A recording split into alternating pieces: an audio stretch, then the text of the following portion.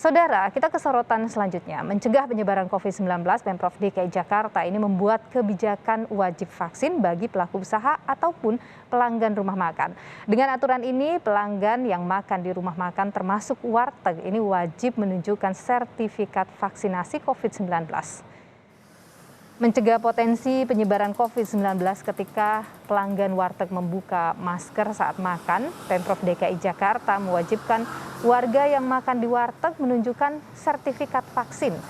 Merespon aturan ini, sejumlah pemilik warteg menolaknya. Mereka beralasan aturan ini dapat mengurangi omsetnya yang saat ini sudah turun akibat kebijakan pembatasan aktivitas masyarakat. Mencegah penyebaran COVID-19, penerapan protokol kesehatan juga mesti dipatuhi saat berada di rumah makan. Vaksin, sertifikat vaksin menjadi pintu masuk, menjadi syarat bagi pelonggaran. Saya kira ini sesuatu yang baik ya. Nanti Pak Gubernur akan mengeluarkan kebijakan unit-unit mana yang akan dilonggarkan sesuai dengan fakta dan data. Dan tentu salah satu syaratnya adalah harus memiliki sertifikat vaksin. Seperti di warung-warung makan, di warung Tegal dan sebagainya, kalau ingin makan di tempat ya harus punya sertifikat vaksin. Jadi kemana-mana kita harus bawa ya Pak? Bawa, jadi Siap. Selain KTP bawa sertifikat vaksin ya.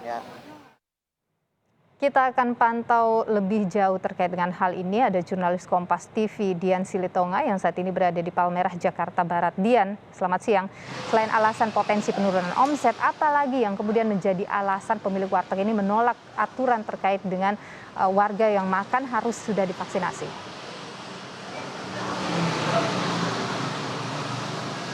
Utamanya itu nih loh, karena dikhawatirkan aturan ini akan menurunkan omset pemilik rumah makan, karena dikhawatirkan aturan ini juga bisa mempengaruhi psikologis pembeli. Dikhawatirkan pembeli ini bukan hanya tidak mau makan di tempat, tetapi juga bahkan tidak mau sekedar membeli makan di warteg karena merasa belum divaksin atau bahkan khawatir karena pedagangnya belum divaksin. Tapi tadi saya sempat berbincang dengan salah satu pedagang, dia menyampaikan bahwa sebenarnya mereka siap untuk menjalankan perintah dari pemerintah hanya melayani pembeli yang sudah divaksin saja, asalkan pemerintah juga bisa menjamin bahwa capaian vaksinasi khususnya di Jakarta ini sudah melebihi 50% atau lebih bagus lagi kalau sudah mencapai target kekebalan kelompok. Nah, di Jakarta sendiri kita tahu vaksinasi dosis satunya ini memang sudah mencapai 80%, tapi memang vaksin dosis 2-nya baru hanya 30% saja. Itu yang dikhawatirkan oleh pedagang, Nilu. Dikhawatirkan aturan vaksin ini karena masih banyak yang belum vaksin, sehingga nanti warga yang belum vaksin ini tidak mau makan atau beli makanan di rumah makan mereka.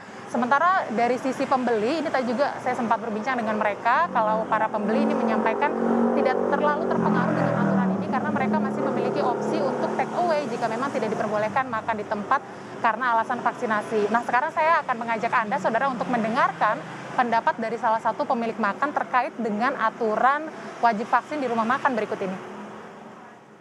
Pada dasarnya, kalau vaksin itu sudah bisa mencapai angka, ya paling nggak separuh penduduk Indonesia, mungkin kita bisa mewajibkan vaksin untuk makan di sini, mungkin bisa berjalan. Tapi kalau vaksin tersebut belum bisa berjalan dengan maksimal, kita mewajibkan bagi yang makan dengan wajib vaksin, saya rasa kita nggak bisa. Alasannya kenapa, Pak? Berpengaruh pada ini penjualan? Yang jelas berpengaruh. Saudara, tadi sudah disampaikan bahwa Wakil Gubernur DKI Jakarta Ahmad Riza Patria juga menyampaikan alasan mengapa wajib vaksin ini diberlakukan di rumah makan, karena memang mempertimbangkan potensi tingginya penularan COVID-19 melalui penularan droplet yang berpotensi saat membuka masker karena melakukan kegiatan makan dan minum. Tentu aturan ini bertujuan positif, tapi terlepas dari berbagai aturan yang sejauh ini dikeluarkan oleh pemerintah melalui PPKM, masyarakat bergantung utamanya pada kecepatan sosialisasi dari pemerintah dan juga ketepatan dari implementasi maupun penerapan atau pelaksanaannya di lapangan. Nilu. Iya, nanti ketika misalnya ini sudah diberlakukan wajib vaksin bagi yang makan di warteg begitu, pengawasannya nanti akan seperti apa di aturan ini?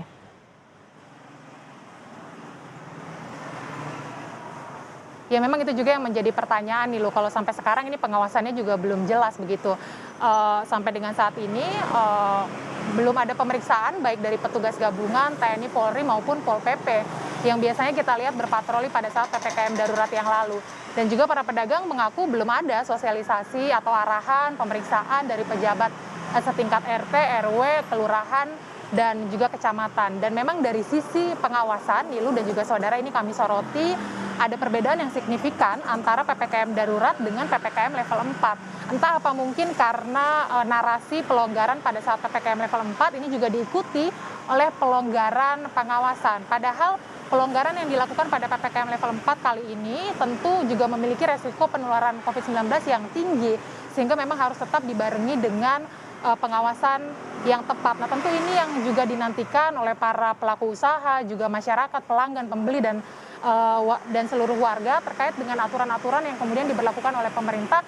Juga harus ada kejelasan terkait dengan pengawasannya, Nilu. Tentu bukan untuk memberatkan masyarakat, tetapi justru untuk memberikan kepastian bagi para pelaku usaha dan juga seluruh masyarakat. Kembali ke studio, Nilu.